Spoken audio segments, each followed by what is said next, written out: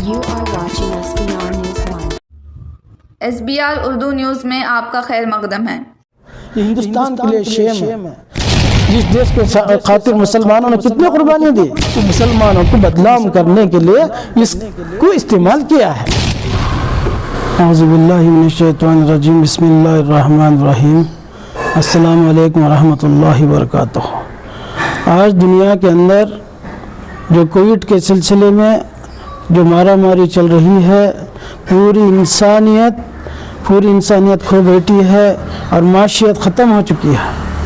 हिंदुस्तान के अंदर जिस तरह से कोविड-19 को हैंडल किया जा रहा है, अगर हम लोग पूरी दुनिया के मुल्कों को कंपेयर करेंगे तो ये मुल्क में जो ऐसा हैंडल करना था, जैसा इसको रुकने के लिए जो एहतमाम करना था, वो उसको नहीं कर रहे हैं। इसकी ज़िम्मेदार मैं खुल्ला कहता हूँ कि ये हिंदुस्तान की गवर्नमेंट ऑफ इंडिया ही है, क्योंकि गवर्नमेंट ऑफ इंडिया को ये पता था कि पहले वेव कोविड-19 आने के बाद दूसरा वेव आएगा। हालांकि बहुत सारे डॉक्टरों ने भी मशवरा दिया था कि दूसरा वेव आने वाला है, इस दूसरा वेव के लिए, दूसरा कोविड-19 वेव के लिए आप तैयारी करें। तो एक गवर्नमेंट ऑफ इंडिया, जो मोदी की गवर्नमेंट जो है, सिर्फ इलेक्शनों में और पॉलिटिकल अपने पार्टी के मफाद के लिए अपना टाइम बर्बाद कर दिया। आज उसकी बिना पर लोग हमारे हिंदुस्तान के अंदर अपने जान तोड़ रहे हैं। कहीं औरतें बेवा हो रहे हैं, कहीं बच्चे यतीम हो रहे हैं, माशियत ख़त्म हो गई, खाने पीने के लिए नहीं है। अगर गवर्नमेंट कुछ अनाउंस करती है, हमने सोचा था कि सेकेंड वेव में कुछ अनाउंस करेगी तो 5 केजी चावल, मई में 5 केजी, जून में 5 केजी चावल, और कोई इनका प्लान नहीं है। तो ये मैं खुल्ला कहता हूँ कि ये जो प्रेजेंट गवर्नमेंट है, जो इंडियन गवर्नमेंट है, वो भी खुल्ला वही जिम्मेदार है लोगों के मरने की। अरे ऑक्सीजन बनाने के लिए तो इतना कोई बड़ा इन्वेस्टमेंट की ज़रूरत नहीं है, तो ऑक्सीजन भी स्टॉक नहीं रख सके और बग़ैर ऑक्सीजन के लोग अस्पतालों के अंदर तड़प कर मर रहे हैं। तो इसके ज़िम्मेदार कौन है? सिर्फ गवर्नमेंट तो है। As per World Health Organization के रूल्स के मुताबिक गवर्नमेंट ही कर सकती है सब कुछ। तो ये गवर्नमेंट जो है कोविड-19 हैंडल करने में फेलियर हो चुकी है। और अब तक मैं देखा हूँ कि एक भी यूनियन मिनिस्टर कहीं भी अपने इलाके में आकर अपने जो पोर्टफोलियो है, इस पर आकर मेहनत नहीं की। ना ज़िलों में गए, ना अपने ज़िलों में जाकर काम किया कोविड के वास्ते, लोगों की भलाई के वास्ते, बीमारी के वास्ते, ये महामारी बीमारी के लिए कोई भी काम नहीं किया। सिर्फ क्या है तो अपने एसी बंगलों में रहकर, अपने एसी बंगलों में खुद सिर्फ इलेक्शन जीतना, सिर्फ दूसरी पार्टी के लोगों को अपनी पार्टी में जमाना और सिर्फ पॉलिटिकल डेवलपमेंट के लिए, अपने मफाद के लिए काम किया है। तो सरासर जो है ये गवर्नमेंट ऑफ इंडिया इसके जिम्मेदार है। और भाई दूसरा, हमारे स्टेट के अगर देखेंगे तो इंडिया में अगर हम कंपेयर करेंगे तो कर्नाटक का स्टेट जो है नंबर 1 पे है। अभी इवन कहते हैं कि पूरे एशिया में नंबर 1 आ रहा है बेंगलोर। किस लिए? बेंगलोर कहते हैं सिलिकॉन सिटी। क्या बेंगलोर में हॉस्पिटलें नहीं है? कितनी हॉस्पिटलें हैं? गवर्नमेंट हॉस्पिटलें हैं, प्राइवेट हॉस्पिटलें हैं। क्यों लोग मर रहे हैं? लोग जान तोड़ रहे हैं। इसकी जिम्मेदार कौन है? अगर हेल्थ मिनिस्टर को पूछे तो उसके पास कोई रिकॉर्ड नहीं है। वो कहता है कि नहीं, सब कुछ सही चल रहा है, हॉस्पिटलों में बेड नहीं मिल रहा है। ये सब जो है मिसमैनेजमेंट और management of the government and administration of the government failure है। Totally administration of the government is failure है। इनके पास ना प्रॉपर प्लानिंग है, ना प्रॉपर ऑर्गेनाइजिंग है। इसके बिना पर आज मासूम लोग जान तोड़ रहे हैं। अभी बेंगलुरु कहते हैं कि बेंगलुरु से बड़े लोग आके इलाज कराते थे, दूर से आके इलाज कराते थे। अब क्यों नहीं कर? यहाँ पर इलाज मिलता करके लोग आते थे। अभी इसी बेंगलुरु का नाम ऐसा हो गया कि हॉस्पिटल के अंदर ऑक्सीजन नहीं मिल रहा है। अरे ऑक्सीजन की वजह से लोग मरना क्या? ये क्या है? वबा, इतनी बड़ा वबा दूसरे वे में आ रही करके पता रखने के बावजूद भी एक ऑक्सीजन अगर ये गवर्नमेंट अरेंज नहीं करती है तो इस गवर्नमेंट को चाहिए कि इस्तीफा दे। इसको चाहिए कि वो लोग पहले से प्लानिंग करें। प्राइवेट हॉस्पिटलों के लिए कितने बेड चाहिए, गवर्नमेंट हॉस्पिटल में ऑक्सीजन, अरे चामराजनगर में ऑक्सीजन ना रहने के बावजूद 35 लोग मर गए, 35 लोग जान तोड़ दे। और मिनिस्टर को कहते, वो कहते हैं कि 3 आदमी इसके लिए मिले, 3 आदमी और दूसरी रीजन से मिले। तो ये सब जो है ये मिसमैनेजमेंट कर रहे हैं और इनके पास कोई प्लानिंग नहीं है। और लोगों, इंसानियत जो ह्यूमैनिटी जिसके पास रहती है, अगर इंसानियत अगर होती तो इंसान को बचाने के लिए प्लानिंग करता गवर्नमेंट। इनके पास ना कोई भी प्लानिंग नहीं है। कोई भी हॉस्पिटल में जाओ, सुबह में हॉस्पिटल में गया, शाम में लाश वापस। तो ये गवर्नमेंट, येडियुरप्पा साहब की गवर्नमेंट भी इस कोरोना सेकेंड वेव में भी फेलियर हो गई। तो इसके बिना पर जो है मैं कहता हूँ कि और ये ऑक्सीजन और बेड ब्लॉकिंग, ये दो चीज़ें, अगर जो अभी जो तेजस्वी सूर्या जो MP है साउथ का, बेड ब्लॉकिंग के लिए, हालांकि he is not suppose to interfere legally. अगर आप देखेंगे तो he is not suppose to interfere, the concern minister and concern IAS officer should interfere in that thing. ये लोग जो है मुसलमानों को बदनाम करने के लिए खुद जाकर रात के 2-3 बजे वहाँ पे जाकर लोगों को बोल के, कितने मुसलमान लोग हैं, क्या मदरसे से आए हैं, क्या मस्जिदों से आए हैं, टेररिस्ट तक भी वो कहा दिया। आज टाइम्स ऑफ इंडिया में आया है। तो हम इंडियन यूनियन मुस्लिम लीग से जो है जो इसका जो मुसलमानों को बदनाम करने का जो किरदार जो उन्होंने अपनाया, तो उसके लिए हम लोग मजम्मत करते हैं। हम सब लोग मिलकर मजम्मत करते हैं। और बेकार से हमारे एजेंट कमिश्नर सरफराज खान को भी बदनाम किया इसमें, हालांकि इसमें वो कनेक्शन ही नहीं है। तो इसीलिए आज ये गवर्नमेंट सरासर फेल हो चुकी है। बेड भी, ये बेड ब्लॉकिंग का जो है हेल्थ मिनिस्टर किस में जाता है। तो ये कॉन्ट्रैक्ट जो लेबर हमारे 17 मुसलमानों के नाम से ये दर्ज करके उनके ऊपर केस डाल के जो लेके वो कॉन्ट्रैक्ट लेबर हैं, कॉन्ट्रैक्ट वर्कर्स हैं।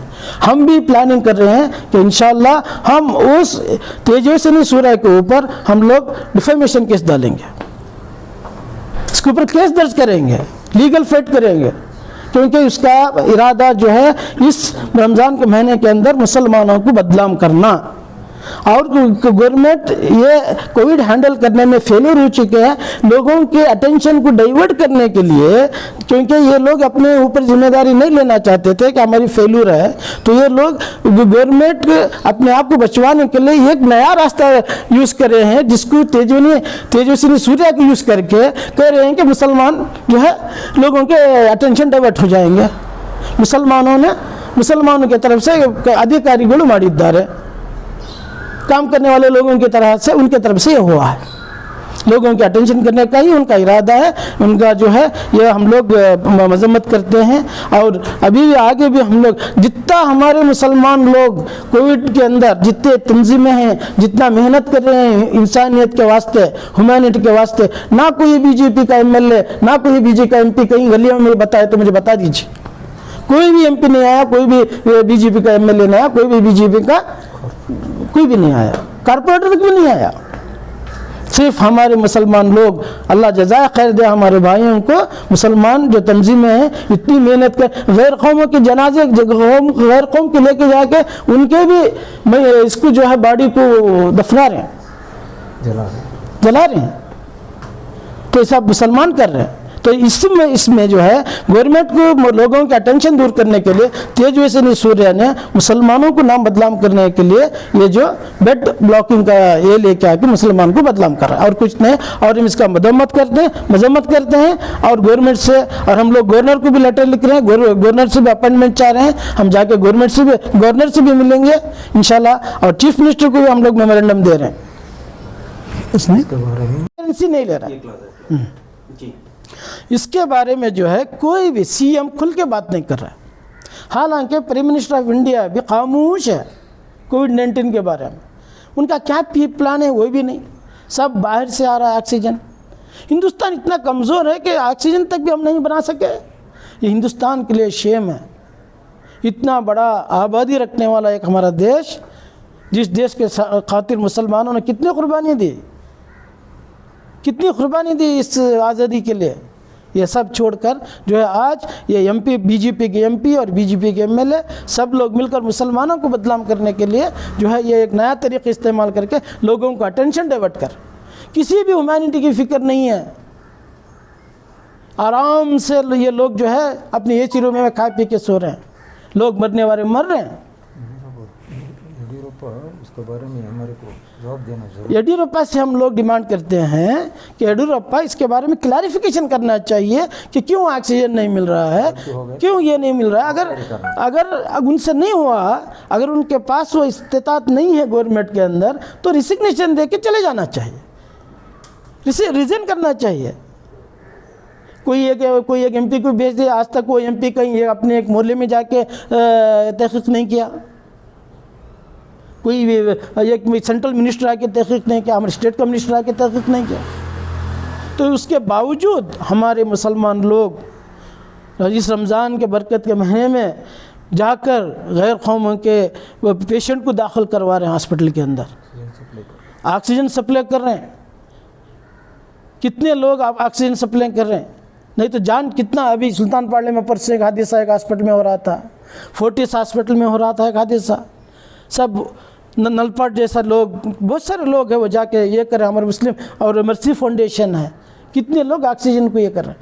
और तो इसीलिए हम येडियुरप्पा जी चीफ मिनिस्टर होने के बावजूद उनकी जिम्मेदारी होती है कि अपने हेल्थ मिनिस्टर को अपने डिपार्टमेंट की तरह काम करना चाहिए। किसी के काम करने वाले के 17 लोगों के ऊपर इल्ज़ाम लगाकर ये it is a shame on Yediyurappa.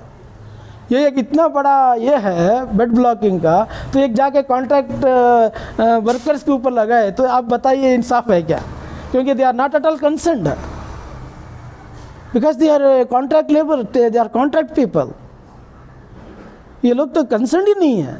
तो लोगों के अटेंशन को डाइवर्ट करने के लोग कर रहे हैं। और पक्का जो है वो जो आरएसएस का जो तेजस्वी है सूर्या, वो मुसलमानों को बदनाम करने के लिए इसको इस्तेमाल किया है, बेड ब्लॉकिंग का लेके इस्तेमाल किया है। तो हम लोग परज़ोर मुतालबा करते हैं वज़ीर आला येडियुरप्पा जी से कि इसकी तहक़ीक़ात हो और हमारे जो बेकसूर नौजवानों को, जो मुसलमानों के पर्टिकुलरली 250 लोग काम कर रहे थे सब कौम के मिलाकर, सिर्फ 17 हमारे मुसलमान नौजवानों को केस दर्ज करके जो किया है, हम इसका परज़ोर मुतालबा करते हैं। उस पर जो है एक्शन होना चाहिए और उस पर जो है लीगल एक्शन होना चाहिए। जितने भी एमपीआं हैं एक भी नहीं दिख रहा है।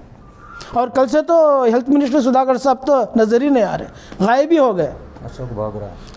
और हमारे येडियुरप्पा ने एक जाके इसको दे दिया कि एक 4 सिलेंडर के लिए 1 मिनिस्टर, ऑक्सीजन के लिए 1 मिनिस्टर, हाँ, ये एक इंजेक्शन के लिए 1 मिनिस्टर। ये क्या है? मैं पूरे हिंदुस्तान में आप चेक करके देखिए, कहीं भी ऐसा निज़ाम नहीं हो रहा है जिस तरीके से निज़ाम हमारी कर्नाटक की हुकूमत ने की है।